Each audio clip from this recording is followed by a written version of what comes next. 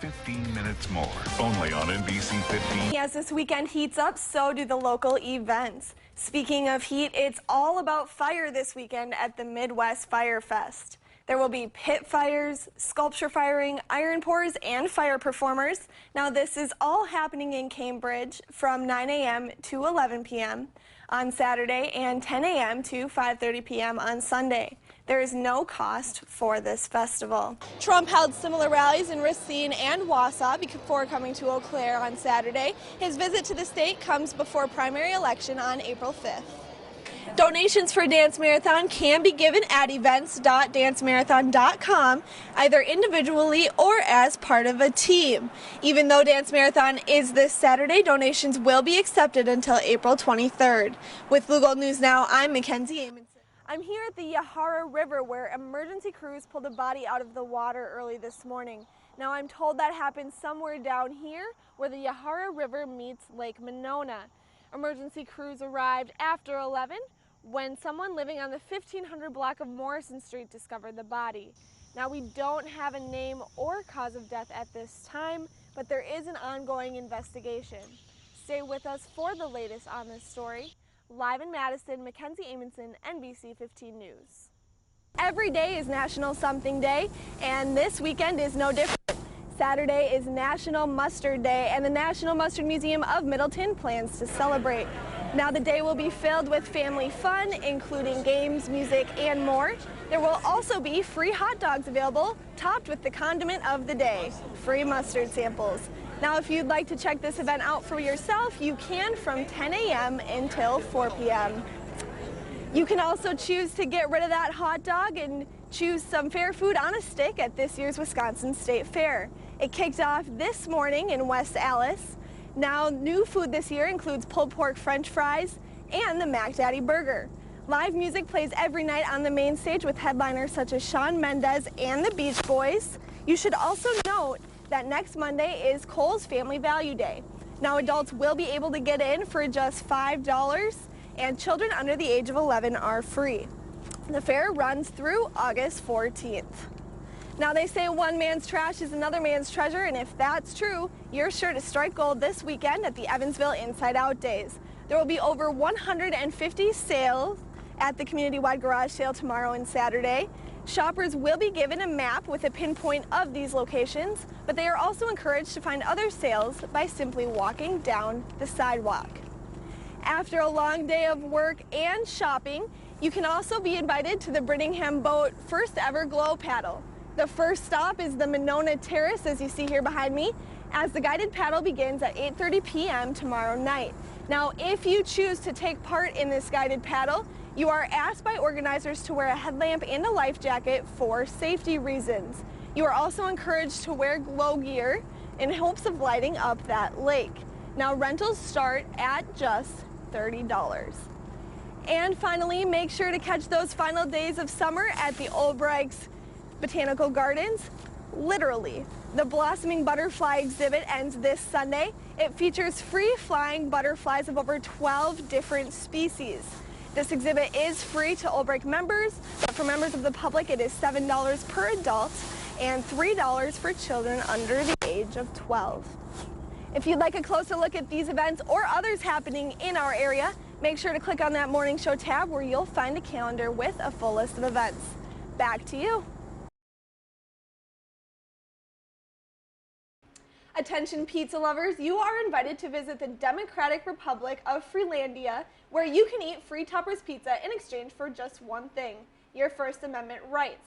Now the Society of Professional Journalists will be hosting their 7th annual First Amendment Free Food Festival Wednesday, October 19th on the campus mall from 11 until 2 p.m.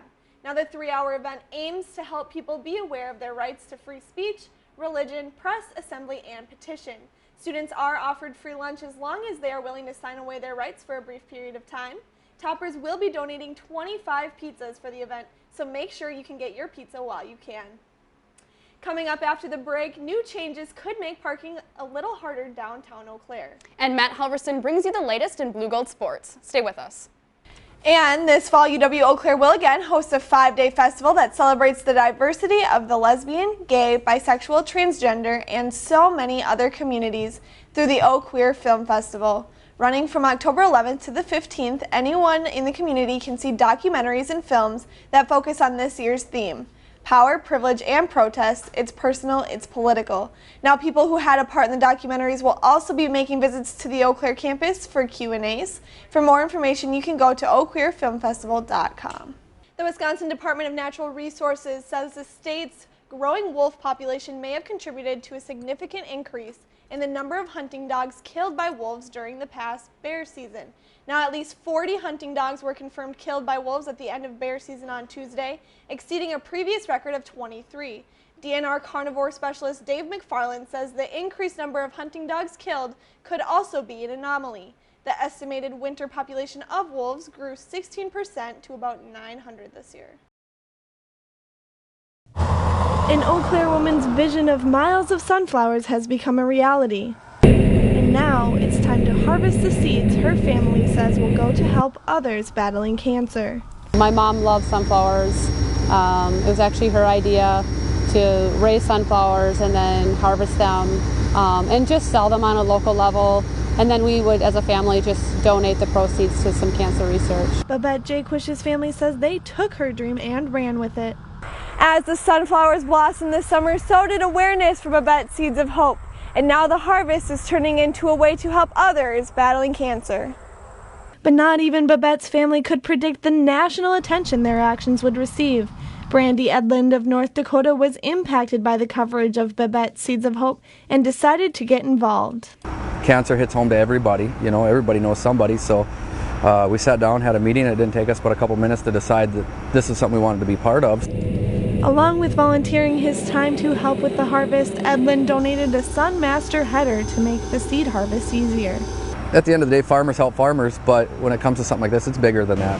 The Eau Claire family hopes that funds raised from selling Babette's Seeds of Hope will continue helping others. Our goal is to raise as much funds as we can and have the majority of those proceeds go to cancer research so they can help other families like ours. Babette's husband said that although his wife was a humble woman, she would be proud of the contribution her dream has made to the fight against cancer. Anything that we could do to help,